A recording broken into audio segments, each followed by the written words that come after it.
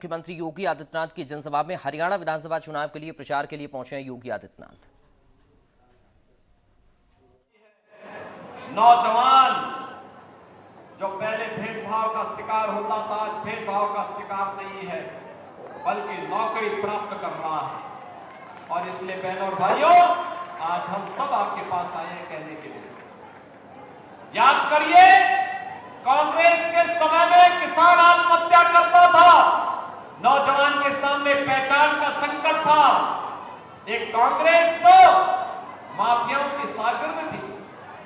संगठित अपराध में लिप्त माफिया हो, माइनिंग माफिया हो, खनन माफिया हो, वन माफिया हो, पशु माफिया हो, ये सब के सब कांग्रेस के शागिर्द हैं। कांग्रेस इनके माध्यम से जनता का शोषण करती थी। डबल इंजन की सरकार ने माफिया राज समाप्त किया, विकास के पथ पर विरासत का सम्मान करते हुए आज आगे बढ़ाया है। आज सोचिए ना, कश्मीर सुरक्षित है, कश्मीर में भी चुनाव चल रहे हैं, कल ही कश्मीर में चुनाव होने जा रहे हैं। बहनों और भाइयों, जम्मू कश्मीर आज विकास की राह पर तेजी के साथ आगे बढ़ा है। और हरियाणा को तो कहना ही क्या, प्रकृति और परमात्मा की भूमि है, नारायण की भूमि है।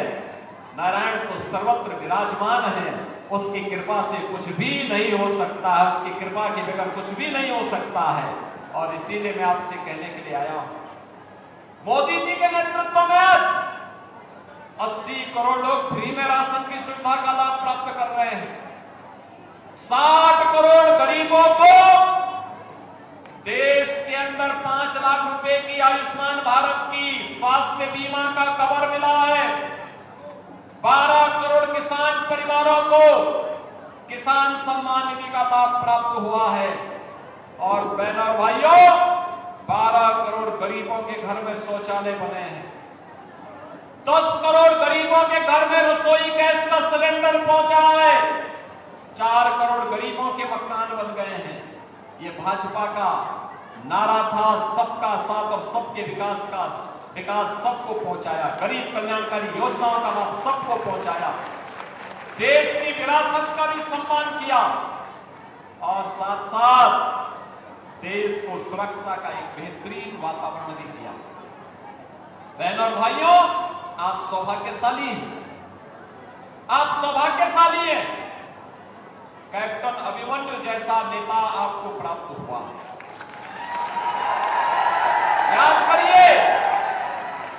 याद करिए, जिन्होंने अपनी जवानी देश की सीमाओं की रक्षा करने के लिए समर्पित की हो, और जैसे वहां से अवकाश प्राप्त किया, आए, उन्हें लगा कि नहीं, जनता जनार्दन की सेवा के लिए जाना है, शेष जीवन समर्पित किया भारतीय जनता पार्टी के माध्यम से जनता जनार्दन की सेवा करने के लिए। मैं अभिनंदन करूंगा पंडित रामकुमार गौतम जी का, जिन्होंने अपना आशीर्वाद दिया है, कहा कि नहीं, आवश्यक है, नारनौल से कैप्टन अभिमन्यु आना चाहिए और मैं स्वयं सफीलों से लड़ूंगा।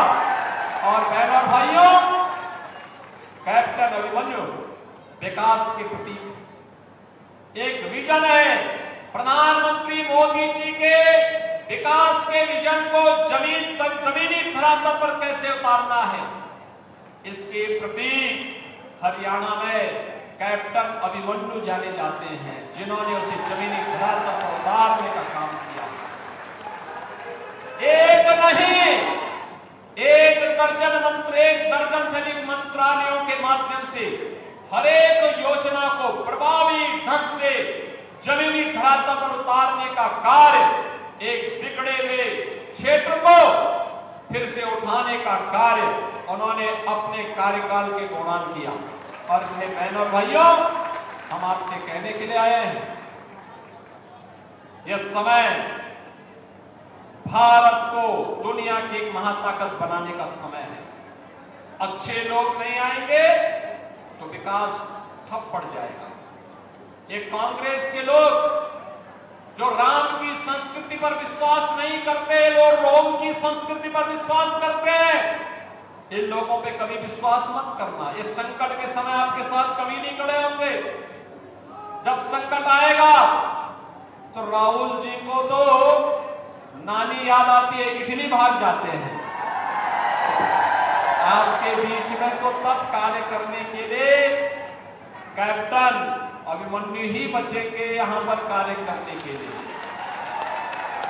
आपके बीच में तब पंडित रामकुमार गौतम जी ही बचेंगे। और इसलिए बहनों और भाइयों, आप सबसे अपील करने के लिए मैं आया हूं। एक तरफ नारनौल से हमें यहां पर कैप्टन अभिमन्यु को भारी बहुमत से विजयी बना करके कांग्रेस की जमानत को जब्त करना है। हमने इसीलिए आज यहां पर मैं स्वयं यहां पे तो आया ही हूं, लेकिन साथ साथ मैंने यहां पर आज अपने दो प्रमुख संतों को ही बुलाया है। दादा काला पीर बौद्ध कला और खुर्द से हम लोगों ने यहां पर बुलाया है। यहां पर सीमांत सुकराई नाथ जी को ही मैंने बुलाया। मैंने कभी आकर के यहां पर अपना समर्थन दीजिए, आशीर्वाद दीजिए कैप्टन अभिमन्यु को। बहनों और भाइयों, इसके साथ ही यहां पर बाबा पालनाथ जी महाराज भी दादा से आए हैं अपना आशीर्वाद प्रदान करने के लिए। और फिर ये जो नारायण की भूमि है, बाबा लालदास जी की पावन धरा है, उनका आशीर्वाद तो विरासत वालों के साथ ही होना है और केवल विरासत का संरक्षण भाजपा कर सकती है। और इसीलिए आप सबसे मेरी अपील है कि नारनौल से कैप्टन अभिमन्यु को भारी बहुमत से विजयी बनाना है।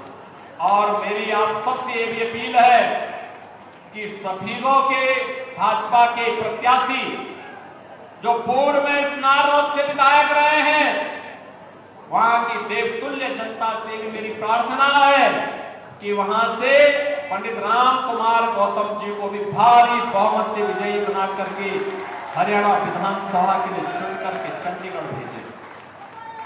इन दोनों लोगों को बना करके भेजेंगे तो ये हिसार को भी बनाएंगे, हरियाणा को भी बनाने का काम मजबूती के साथ आगे करेंगे। आपका आशीर्वाद प्राप्त होगा, प्राप्त होगा।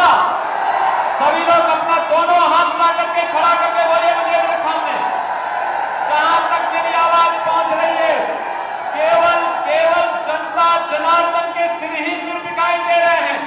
दोनों हाथ ला करके एक बार संकल्पित होकर के बोलेंगे कि हमें कमल ही कमल खिलाना है।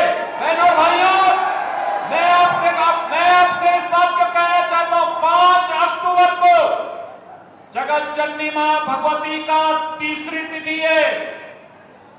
और याद रखना, मां लक्ष्मी भी जब अपनी कृपा बरसाती है तो जिस आसन पर विराजमान करके बरसाती है वह कमल का फूल ही होता है।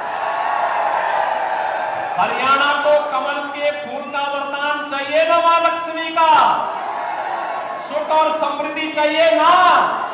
ये काम भाजपा करेगी, भाजपा को विजयी बना करके जाएंगे, जिताएंगे। तो मेरे साथ बोलेंगे, भारत माता की, भारत माता की, भारत माता की जय श्री राम, जय जय श्री राम।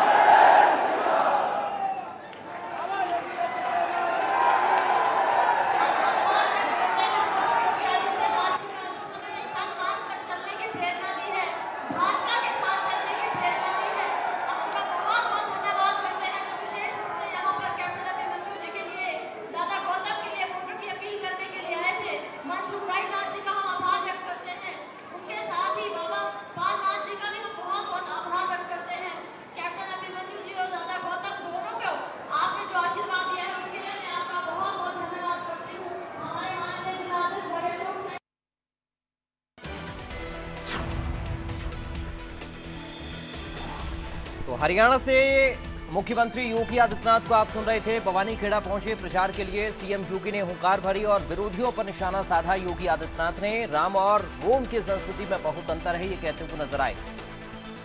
जम्मू कश्मीर से आर्टिकल 370 को खत्म किया। बीजेपी सरकार ने कांग्रेस को सनातन से नफरत है, ये कहते हुए योगी आदित्यनाथ ने कांग्रेस पार्टी पर निशाना साधा है।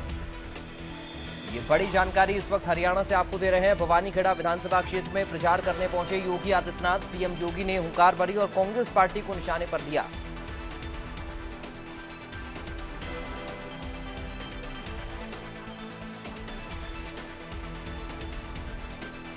तो जम्मू कश्मीर से हटाए गए आर्टिकल 370 का जिक्र योगी आदित्यनाथ ने किया। साथ ही कांग्रेस पर निशाना साधा और कहा कि सनातन से नफरत कांग्रेस पार्टी को है, राम और रोम की संस्कृति में अंतर है। भवानीखेड़ा पहुंचे थे योगी आदित्यनाथ। बीजेपी के प्रत्याशी के पक्ष में चुनाव प्रचार करने के लिए योगी आदित्यनाथ पहुंचे और वहां उन्होंने हुंकार भरते हुए कांग्रेस पार्टी को निशाने पर लिया। कहा कि राम और रोम की संस्कृति में बहुत अंतर है। जम्मू कश्मीर से अनुच्छेद 370 को बीजेपी सरकार ने खत्म किया। राम मंदिर का निर्माण हुआ। कांग्रेस को सनातन से नफरत है, ये कहते हुए कांग्रेस पार्टी को गिरा योगी आदित्यनाथ ने।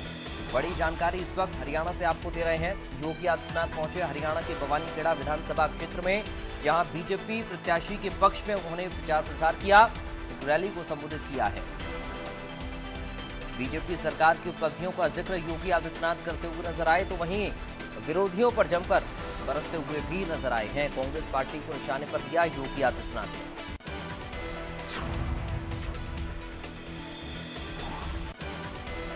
तो हरियाणा में सीएम योगी ने जनसभा को संबोधित किया। जनसभा में कांग्रेस पर जमकर बरसे योगी आदित्यनाथ। जब राम मंदिर के उद्घाटन चल रहा था तो नाच गाना चल रहा था। उनका खानदान ही जिंदगी भर नाच गाना करता रहा। हिंदुओं का अपमान करना, सनातन संस्कृति को कोसना आता है, ये कहते हुए कांग्रेस पार्टी को घेरा योगी आदित्यनाथ ने कहा कि भारत के बाहर जाकर परंपरा और संवैधानिक संस्थाओं का अपमान करते हैं।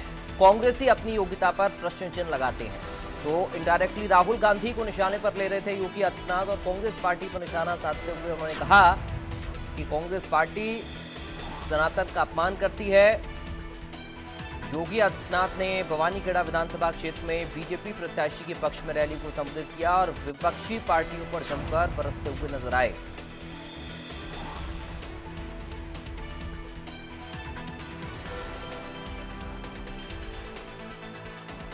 तो अपने विरोधियों पर योगी आदित्यनाथ ने तीखा हमला बोला। कहा कि राम मंदिर की प्राण प्रतिष्ठा के दिन नाच गाना हो रहा था। कांग्रेसी अपनी योग्यता पर प्रश्न चिन्ह लगाते हैं। कांग्रेस पार्टी को निशाने पर लिया है योगी आदित्यनाथ ने और विरोधियों पर जमकर बरसते हुए नजर आए हैं योगी आदित्यनाथ। तो हरियाणा पहुंचे मुख्यमंत्री योगी। यूपी के सीएम योगी आदित्यनाथ ने हरियाणा में जाकर चुनावी रैली को संबोधित किया। बीजेपी प्रत्याशी के पक्ष में वोट की अपील की।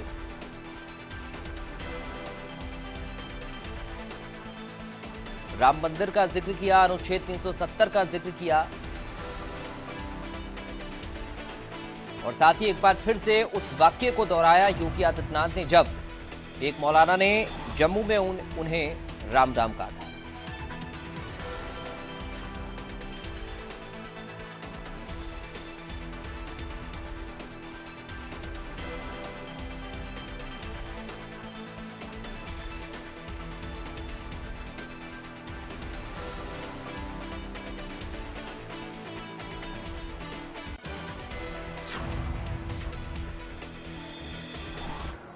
वे कहते हैं कि अयोध्या में जब रामलला का मंदिर का उद्घाटन हो रहा था तो वहां पे नाच गाना चल रहा था। अरे जिंदगी भर तो यही तुम्हारा खानदान करता रहा। इसीलिए तो हिंदुओं का अपमान करना, भारत की सनातन संस्कृति को कोसना और भारत के बाहर जाकर के भारत की परंपरा और भारत के संवैधानिक संस्थाओं को कटघरे में खड़ा करके अपने कृत्यों पर और अपनी योग्यता पर स्वयं प्रश्न चिन्ह कांग्रेसी हमेशा लगाते हैं।